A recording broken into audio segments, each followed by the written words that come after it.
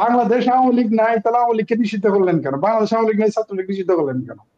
ভাঙা 32 নাম্বার, 3বার ভাঙার পরে 3বার জ্বালিয়ে দেওয়ার পরও আপনাদের বুল্ডোজার নিয়ে যেতে হয়, এর মানেই তো বাংলাদেশ আওয়ামী লীগ আছে। আপনারা তো 32কেই আপনি ঠেকাইতে পারতেছেন না, একটা ভাঙা, জ্বালিয়ে দেওয়া, পুড়িয়ে দেওয়া। আর বঙ্গবন্ধুর সমাধিতে গিয়ে তো আপনাদের ট্যাঙ্কির ভিতরে আমাদের ভাবির পোলাদের নিয়ে চলে আসছেন আপনারা। শেখ ফরিদ, আপনি তো খুবই চমৎকার করে বলেন, এবং এই যে এই আল্লাহ জামাতকে ক্ষমতায় বসাই দিচ্ছে এবং বিএনপিকে কে বসাবে, এই নিয়ে আমরা আগের অনুষ্ঠানে আলোচনা করেছিলাম, দুজন আলোচক ছিলেন। এবার আমরা আওয়ামী লীগের চুপচাপ কিসের লক্ষণ তা নিয়ে কথা বলতে চাই। আপনি কি দেখছেন, আওয়ামী লীগ কি সত্যি চুপচাপ হয়ে গেল, নাকি আওয়ামী লীগ নিজেকে সংগঠিত করছে, নাকি এই যে মনে করেন চুপ করে বসে থেকে শক্তি সঞ্চয় করছে? এখন কিভাবে উদাহরণটা দেই? সাগরের উদাহরণ দেই, আর একটা গল্প, গ্রিক একটা গল্পের উদাহরণ। সাগরের উদাহরণ যদি দেই, প্রশান্ত মহাসাগর সবচেয়ে স্রোত বেশি, সে সাগর কিন্তু খুব শান্ত দেখা যায়। এমনকি আমাদের এই যে কুমিল্লা চাঁদপুরের ডাকাতিয়া নদীতে একবার আমি পড়ে গিয়েছিলাম। আমি প্রথম যখন গিয়েছিলাম, আমি ভাবলাম যে নামলে কি হবে, নামার সাথে সাথে 1.5 মাইল চলে গেছিলাম। বুঝতে পারছেন? ধারণা ছিল না যে ডাকাতিয়া নদী এত স্রোত, বুঝাই গেছিল না এত ডাকাত। আমি সেখানে, হ্যাঁ, আমাকে একেবারে অনেকেই ভাবছে আমি মারা গেছি, কিন্তু আমি 1.5 কিলোমিটার চলে গেছি। যেহেতু নদীর পাড়ের লোক, তাই বেঁচে গেছিলাম, অন্য কেউ হলে মারা যাইতো। বুঝতে পারো, এটা হলো উদাহরণ সাগর আর নদীর দিলাম। এবার আসলে একটা গ্রিক গল্প বলি, যে ওই যে দ্য ল্যাড গল্পটা পড়েছেন, ফিলোসফার গিয়ে ল্যাড গিয়ে বললো যে 10 বছরের বাচ্চা, তুমি আসছো ফিলোসফি শিখতে, তোমার বয়স কত? বলছো 10 বছর। বলছে তাহলে তোমার একটা প্রশ্ন করি ছাত্র হওয়ার, বলেন। বললো যে ফায়ার ইজ গড। 10 বছরের বাচ্চা, সে বলছিল যে তার আগে বলেন ফায়ার হি ইজ নট। এটা কিন্তু আমরা সবাই র্যাপিড রিডার এই গল্পটা পড়েছি, বাংলাতেও পড়েছি কেউ কেউ চয়নিকা। তো আমার প্রশ্ন সেটাই, আপনি বলতেছেন আওয়ামী লীগ নাই, আওয়ামী লীগ লুকিয়ে আছে। আমি তো চারদিকে আওয়ামী লীগই দেখি। কিভাবে দেখি? যখন দেখি 1.5 lakh police, 1 lakh army with magistracy পাওয়ার, তারপর আমার ভাবির ছেলেদের দল 9,000, 10,000, 20,000, 30,000, মানে ঘোষণায় 10-12,000, অঘোষিত কত হিসাব নাই। তার উপর জামাতের 25 লাখ, প্রকাশ্য জিহাদি গোপন 25, হলো 50। এটা আমার ভাষা না, আবু তাহেরের ভাষা। তারপরে আমার ভাবির ছেলেদের দল আছে এনসিপি গ্যাং, তারপরে পাকিবাদীর পোলা হাদি আছে, এবি পার্টি আছে, তারপর জামাত আছে, বিএনপি আছে, আরো কত রকম আছে, নামে বেনামে জামাতি সাপের মুখ। এক সাপের 5 মুখ বলে লোকে, আসলে এক সাপের যদি 11 মুখ হয়, সেটা হলে জামাতের পক্ষে সম্ভব। তো এরাই প্রমাণ করে দিচ্ছে আওয়ামী লীগ আছে। ভাঙা 32 নাম্বার, 3বার ভাঙার পরে 3বার জ্বালিয়ে দেওয়ার পরও আপনাদের বুল্ডোজার নিয়ে যেতে হয়, এর মানেই তো বাংলাদেশ আওয়ামী লীগ আছে। আপনারা তো 32কেই আপনি ঠেকাইতে পারতেছেন না, একটা ভাঙা, জ্বালিয়ে দেওয়া, পুড়িয়ে দেওয়া। আর বঙ্গবন্ধুর সমাধিতে গিয়ে তো আপনাদের ট্যাঙ্কির ভিতরে আমাদের ভাবির পোলাদের নিয়ে চলে আসছেন আপনারা, সেনাবাহিনীর প্রহরা। এমনকি আমাদের ডক্টর ইউনূস সাহেব আদম ব্যাপারী, যিনি মহামান্য আদম ব্যাপারী, তিনি নিজেও তো তার বাড়ি যান না। কারণ কি? আমরা জানি যে কেউ যদি মেম্বার চেয়ারম্যান হয়, আত্মীয় স্বজন দাওয়াত দেয়, নিজেও তার ইউনিয়ন পরিষদে ডাকে, ডক্টর ইউনূসের আত্মীয় স্বজন আসে না কেন? ডক্টর ইউনূস তার বাড়িতে যান না কেন? তার মানে কি তিনি বাড়িতে যাইতেও ভয় পান যে পাইছে আবার তার এলাকার মুরগি চোর, গরু চোর, এরা না তারা দৌড়ায়?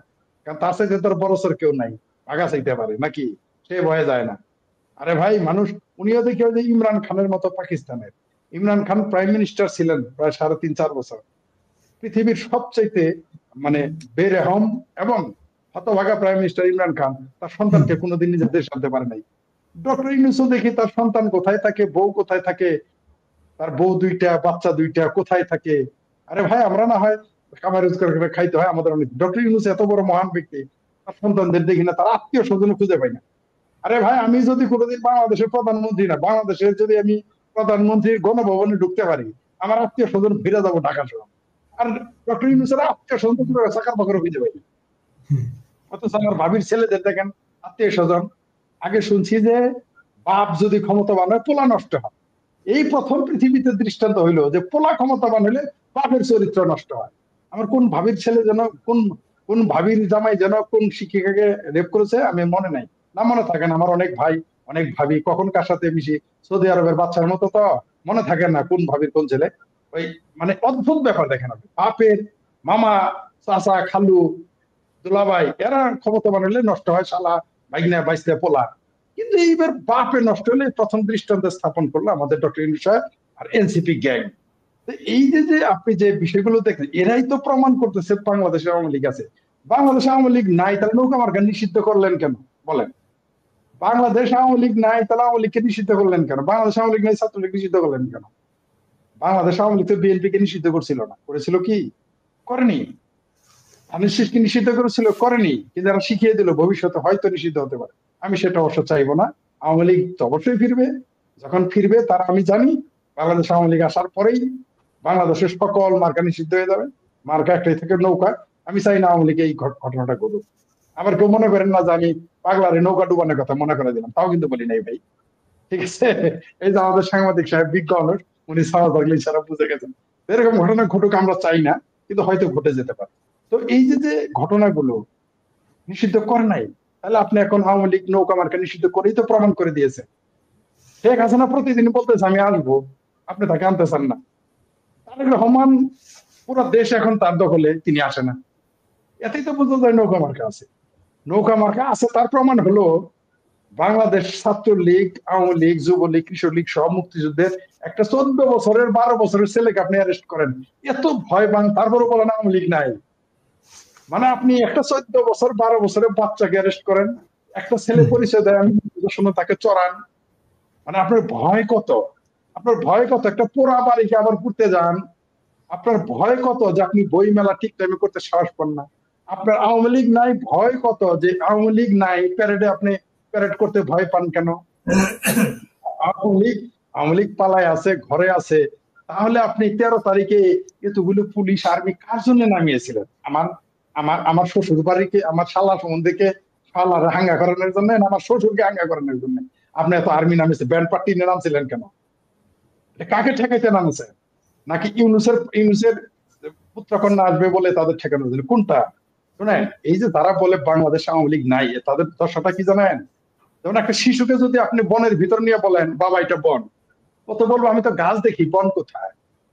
ঠিক আছে? অথবা আপনি যদি বলেন গাছ, যে এগুলো গাছ, তখন বলবে তাহলে বন কোনটা? এই শিশুর সুলভ এদের আচরণ। আপনি যাদের আজকে জাতীয় নেতা বানিয়ে ফেলছেন, আমার ভাবির ছেলেদের, তারা 5টা ভোট পাবে এলাকায় গিয়ে। আচ্ছা এদের কথা বাদ, আমার ভাবির ছেলেদের কথা বাদ। আদি পাদি খাদি কি, হাসানাত আব্দুল্লাহ, আক্তার ফাক্তার, ঠান্ডা মাহফুজ, কি যেন নাম মনে থাকে না? এদের কথা বাদ দেন, ডক্টর ইউনূসকে বলেন তো এলাকায় গিয়ে ইলেকশন করতে। বলেন তার এলাকায় ইলেকশন করুক। আমি কুত্তা মার খাই না। আমি তো এর আগে আপনার ওইখানে 11 লাখ ভিউ হয়েছে। এবার আরেকটা চ্যালেঞ্জ দিলাম, ডক্টর ইউনূসের সাথে আমি তার এলাকায় ইলেকশন করবো। মার্কা ওইটাই, কোথায় মার্কা ওইটাই। আমার বেয়াদবি নেবেন না আপনারা, একজন আওয়ামী লীগের নেতা, একজন বিজ্ঞ সাংবাদিক। আমি দুঃখিত শব্দগুলো উচ্চারণ করতে, কারণ নির্বাচনকে আমি প্রশ্নবিদ্ধ করতেছি না, প্রশ্নবিদ্ধ করতেছি। আমি গণতান্ত্রিক ভাবে নির্বাচন চাই। ডক্টর ইউনূসকেও আরেকটা চ্যালেঞ্জ দিলাম, কুত্তা মার্কায়, সেই কুত্তা মার্কা জামাতের সাথে যেটা চ্যালেঞ্জ দিচ্ছি, তার আসনে আমি গিয়ে ইলেকশন করি। আসেন দেখি ডক্টর ইউনূস পাস করতে পারে কিনা। আমার ধারণা ডক্টর ইউনূস তিনি তার এজেন্ট খুঁজে পাবেন না। জামানত হারাবে তো বলেছিলাম, যে ফেল করবে বলেছিলাম জামাতের আমির, উনি এজেন্টই খুঁজে পাবে না। কারণ জানে যে নির্বাচনের আগের দিন রাতে ইউনূস পালাবে, তখন তো শেখ ফরিদের লোকের সামনে পড়তে হবে। তাই তার এজেন্টই একটাও আসবে না। কারণ ডক্টর ইউনূস বাংলাদেশ সম্পর্কে জানে না, কিন্তু তার আত্মীয় স্বজন, তার এজেন্টরা জানে বাংলাদেশের কি অবস্থা। আওয়ামী লীগ কোথায় নাই, বাংলাদেশের যে কোন সবচেয়ে জামাত অধ্যুষিত হচ্ছে নাকি সাতক্ষীরা, লোকে বলে। কিন্তু আমাকে সাতক্ষীরা লোকে বলেছে এবার জামাত ওই আসন এবার হারাবে। এটা আমাকে সাতক্ষীরার লোকে বলেছে, যে বিএনপি করে, আওয়ামী লীগ করে না। এমন বললেন না যে আওয়ামী লীগের লোক আমাকে বলে গেছে। তার সাথে আমার মুখোমুখি দেখা হয়েছিল, আমি কয়েকবার বলেছি, কয়েকজন বলছে পরিবার নিশ্চিত থাকেন সাতক্ষীরা এবার জামাত ফেল করবে। আমি বললাম বললেন কি? 3টা আসন আমি ধরে রাখছি, যদি ফেল করে তার তো ওই রকম চ্যালেঞ্জ থাকলো ডক্টর ইউনূসের সাথে, কুত্তা মার্কায় আমার সাথে ইলেকশন করতে বলে আগে গিয়ে। আর বাবা নাকি বড় সুদখোর, তার 14 গোষ্ঠী সুদখোর, তার গ্রামীণ ব্যাংক, তার কি ক্লিন্টন ফাউন্ডেশন টাকা নিয়ে আমার বিরোধিতা করুক। বাংলাদেশের জনগণ নৌকা ছাড়া কিছু চিনে না, আওয়ামী লীগ ছাড়া কিছু চিনে না, এটা আপনি বুঝতে পারতেছেন। শুধু বাংলাদেশ না, বিশ্ব চিনে না। তার প্রমাণ কি? 1 টাকা ইনভেস্টমেন্ট নাই। বিশ্বব্যাংক বলছে টাকা দিব না। বিশ্বব্যাংক কেন বলছে নির্বাচিত সরকার ছাড়া টাকা দিব না? কারণ জানা আওয়ামী লীগ আসবে, আসলে টাকা দিবে।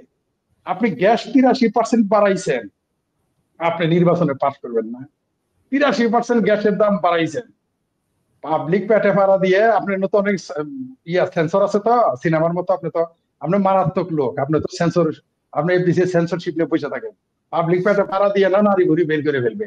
আপনি আসছেন ভোট নিতে, না আওয়ামী লীগ নাই, শুধু সেনাবাহিনী প্যারাগে ফিরে যেতে দেন, নির্বাচন করাইতে হবে না, আওয়ামী লীগকে নির্বাচনে যেতে হবে না, শুধু সেনাবাহিনীকে প্যারাগে ফিরে যেতে দেন। তারপরে হাউ মেনি প্যাডিতে হাউ মেনি গম বানাই দিবে, রাইস না, শুধু ব্যারাকে যাইতে বলেন বাংলাদেশ সেনাবাহিনীকে। 4.5 মাস আপনি যে ম্যাজিস্ট্রেসি পাওয়ার বাড়ালেন আর্মি, কার ডরে? আমার ডরে না নৌকা ডরে?